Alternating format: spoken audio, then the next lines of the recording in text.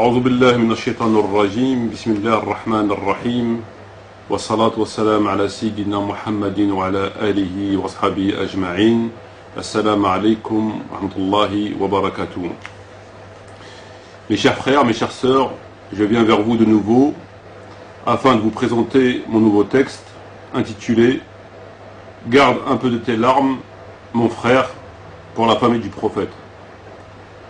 Ça aurait pu être le titre d'une chanson, malheureusement c'est le titre d'un texte assez triste dans la mesure où il évoque les lacunes que peut comporter le néo-sunnisme en ce qui concerne la famille du prophète.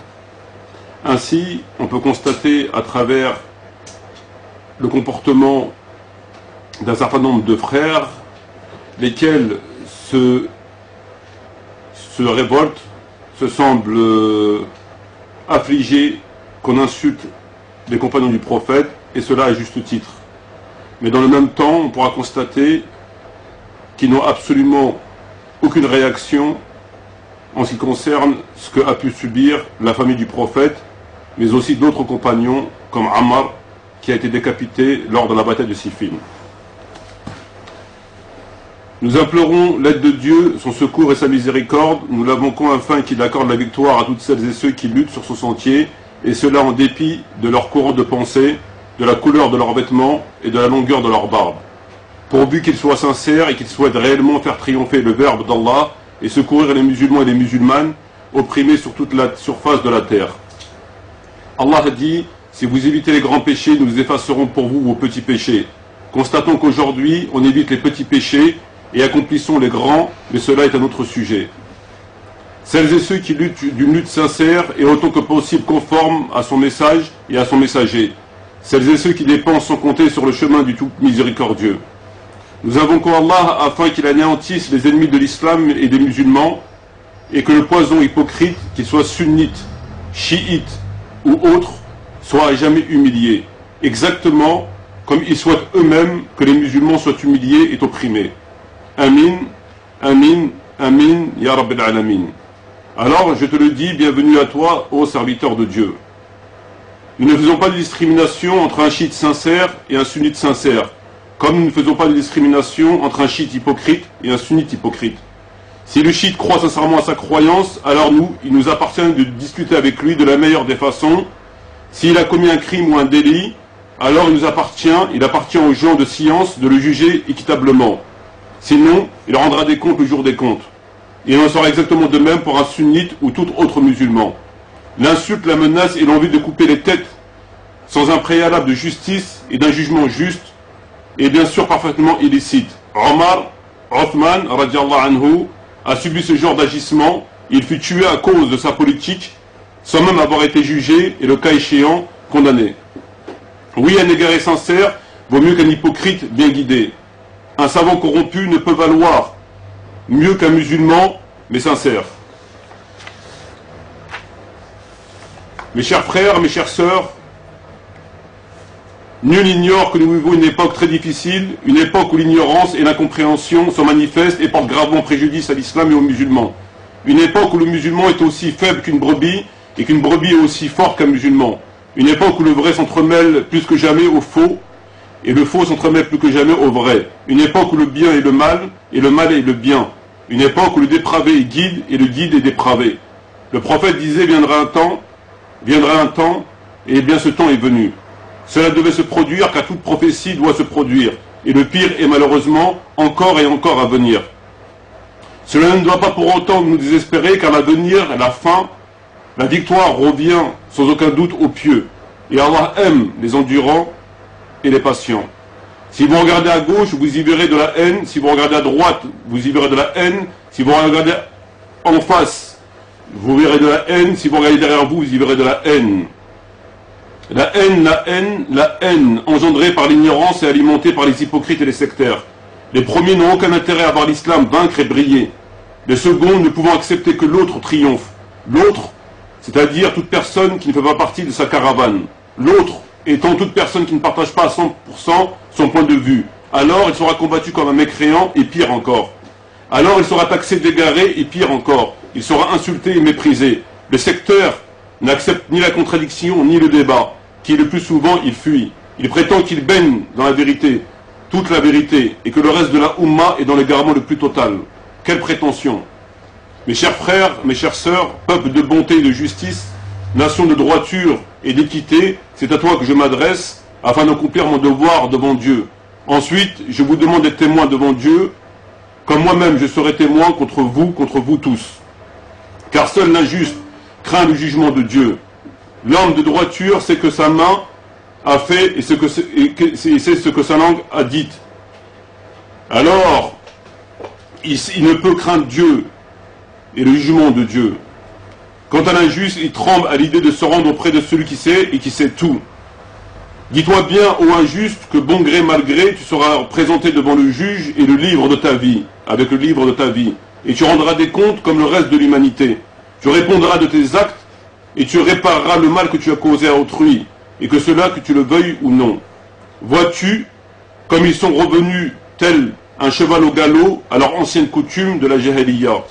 Les ennemis de Dieu ont semé les graines de la fitna, de la sédition. À présent, l'ignorant convaincu être un érudit et l'hypocrite acharné ont cultivé ces graines pour les répandre là où leur voix porte, là où leur pied les conduit, là où ils peuvent. Nul besoin du Mossad ou de la CIA. Les frères veillent au bon déroulement de la fitna et de la division. Mais est-ce bien raisonnable, est-ce bien juste d'appeler les musulmans à la haine et à tuer les chiites? Est-ce bien raisonnable d'appeler les musulmans au crime? Est-ce bien raisonnable d'injurier les morts? Est-ce bien raisonnable d'insulter autrui au nom le prétendu du prophète? Mais dis-moi mon frère, depuis quand le prophète a demandé d'insulter les morts? Depuis quand le Coran te demande d'insulter les morts? Depuis quand le prophète te demande de jeter de l'huile sur le feu? Est-ce bien raisonnable ce que tu fais, toi l'assisté public, le budgétivore? As-tu déjà connu notre prophète, un seul compagnon, un homme vertueux, un homme de science, inciter les musulmans à s'entretuer, parce que différent de lui, parce que pas d'accord? As-tu déjà vu un homme de droiture à ton image, cette image de mendiant et de soumis aux ennemis de Dieu et de son prophète, crier à mort les chiites, à mort l'autre qui ne pense pas comme moi? Allah appelle à la réconciliation, le prophète appelle à la réconciliation, les gens de raison appellent à la réconciliation, et toi tu appelles au crime, au sang, à la douleur et aux larmes, parce que l'autre n'est pas comme toi. Mais toi, qui es-tu? Mon frère, t'es-tu regardé, ou tu es tellement aveugle pour ne pas te rendre compte de ce que tu es, de ce que tu dis, où tu vis et de quoi tu vis? Oui, je te le dis, à toi et sans détour. Cesse avant que ne tombe sur toi la colère divine, cette colère de Dieu que vous provoquez sans cesse en appelant la fitna et au sang.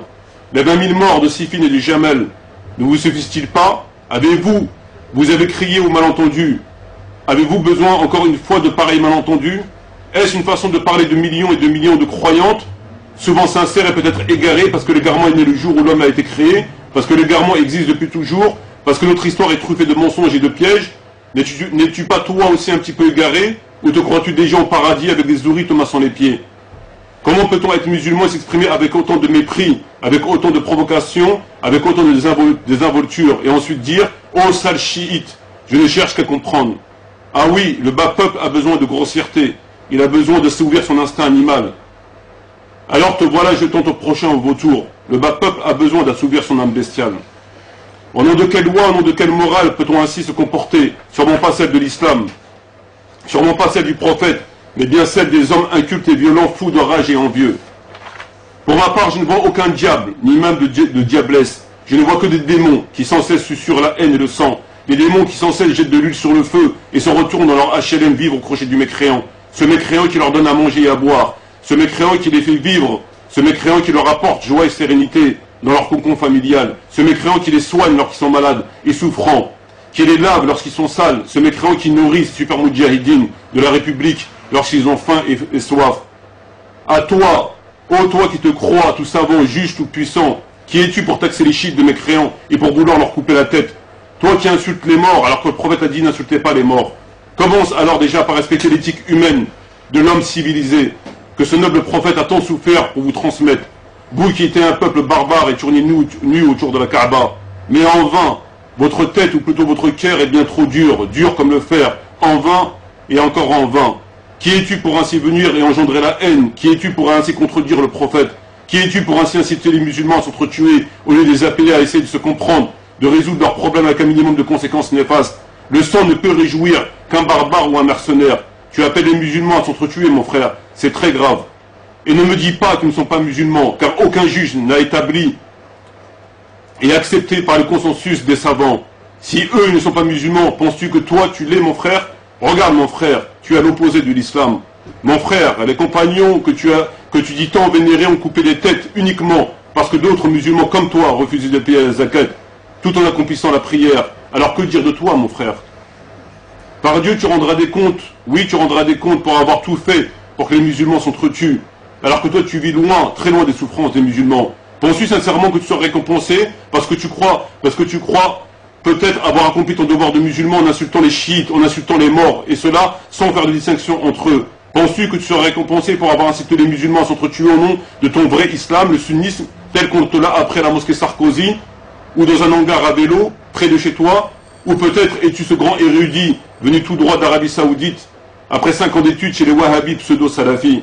Oh non, je ne crois pas un seul instant en ta sincérité, pas un seul instant. Tu as beau gémir, tes gémissements ne font qu'accroître mon dégoût et mon mépris pour les gens comme toi, comme vous qui tirez la Oumma vers le bas, comme vous qui vivez dans le bas.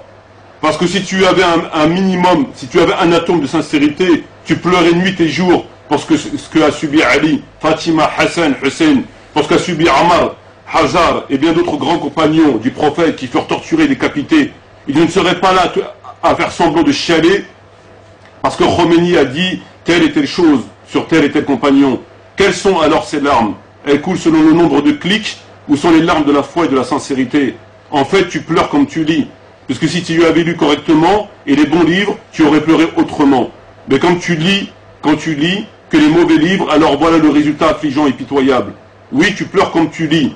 On ne t'a jamais appris qu'il existait d'autres victimes d'insultes et de massacres. Alors, comment pleurer sur eux, comment pleurer sur elles? Alors, si tu es sincère, viens mon frère. Venons tous, et d'une seule voix, d'une seule et même voix, disons, ô chiites, arrêtez d'insulter nos frères et nos maîtres. Ô Muawiyah, pourquoi avoir insulté Ali et maudit Ali durant tant d'années dans les mosquées? Pourquoi, ô Muawiyah, as-tu tué Ammar et Hajar? Pourquoi, ô Muawiyah, n'as-tu pas abdiqué en faveur d'Ali pour éviter ce carnage, alors que tu savais, que tout le monde savait que tu n'arrivais même pas à la cheville? Pourquoi, mon frère, tu t'insurges et chiales lorsque Khomeini et les chiites insultent les compagnons, mais que tu bénis Muawiyah, qui fut le premier à insulter, à instituer l'insulte, notamment sur Ali? Où est donc la logique? Où est donc la sincérité? Où est donc la justice? Alors, ou bien tu es un ignorant, dans ce cas je t'invite à lire, ou bien tu détestes la famille du prophète et te réjouis qu'elle fût massacrée et injuriée. En tout état de cause, il y a un truc qui n'est pas clair. Al-Mughira, gouverneur de Koufa, avait laissé faire, comme il était un des grands compagnons. Mais lorsque Koufa était annexé à Bassora, Hajar s'est directement opposé à Ziyad, le nouveau gouverneur de Muawiyah.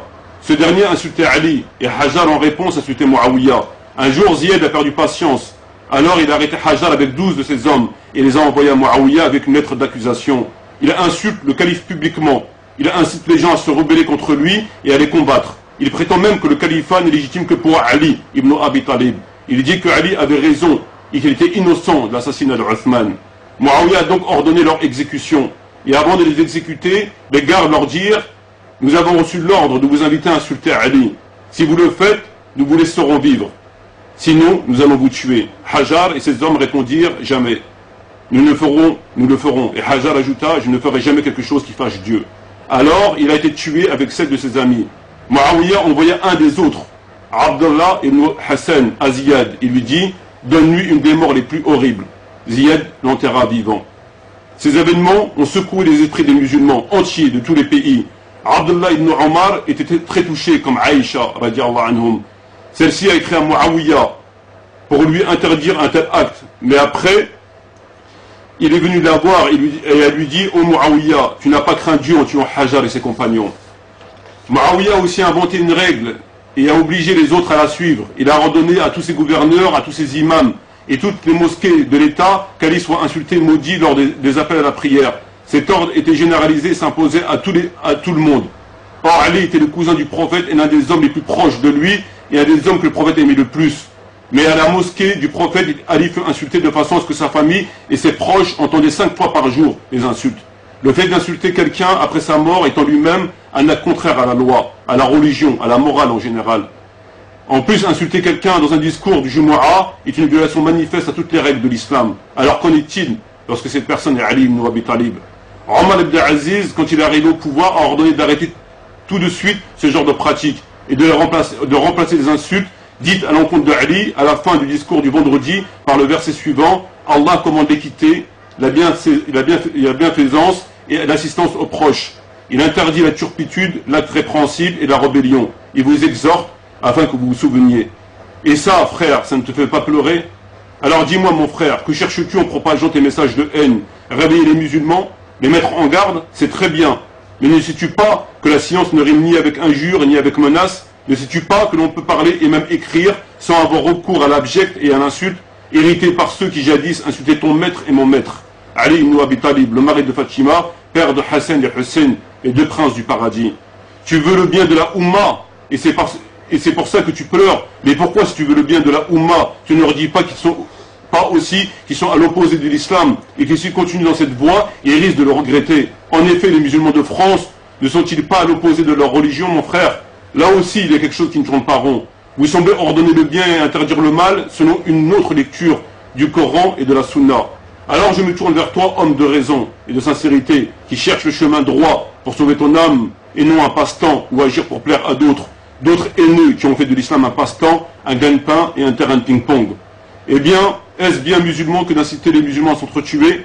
Ah, j'oubliais, les chiites ne sont pas musulmans, les chiites insultent les compagnons, les chiites prient sur les tombes, les chiites font le mariage temporaire, ils ne sont pas musulmans, ce sont des mouchriks, puants, des sales chiens de l'enfer, Khomeini et le diable. Alors tu vas me dire que leur sang est licite et que tu ne fais que ton devoir de bon musulman en les insultant. Mais dis-moi, frère, toi qui n'as jamais ouvert un livre de ta vie, mais dis-moi, frère, toi qui vis au crochet des mécréants, mais dis-moi, frère, toi qui vis d'allocation familiale, mais dis-moi, frère, toi qui n'as jamais agi en quoi que ce soit pour aider tes frères et tes sœurs, mais dis-moi, frère, toi qui vis sous les lois mécréantes sans que cela ne te fasse ni chaud ni froid, mais dis-moi, frère, toi qui vis de crédit et paie tes impôts, mais dis-moi, frère, toi qui n'as jamais payé 1 euro de zakat, mais dis-moi, frère, toi qui n'as jamais envoyé 1 euro à tes frères emprisonnés en France, en Belgique et ailleurs, mais dis-moi, frère, toi qui n'as plus qu'une partie du livre et laisse l'autre partie, quel jugement dois-je porter sur toi? Prétentieusement parlant, tu es le plus grand, le plus beau, le plus fort des musulmans. Légalement parlant, tu n'es pas musulman, mon frère. Et c'est pas ta barbe et ton machallah à répétition qui me feront changer d'avis. Les textes sont clairs.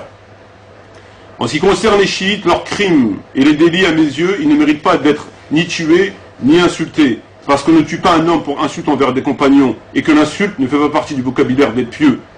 Et c'est donc pourquoi il ne fallait pas insulter. En ce qui concerne le reste de leur prétendue ou réelle déviation, je ne pense pas aussi qu'elle ne mérite à son auteur que son auteur soit mis à mort. En tout cas, seul un tribunal compétent et conforme au livre pourra juger. C'est pourquoi que je pense qu'il faille laisser aux gens de science régler le problème avec diplomatie. Je n'empêche personne de dénoncer le mensonge et l'erreur, et cela qu'advienne de qui que ce soit. Néanmoins, cela doit se faire dans les règles et la morale, et non comme vous le faites sans cesse, c'est-à-dire en insultant et en menaçant.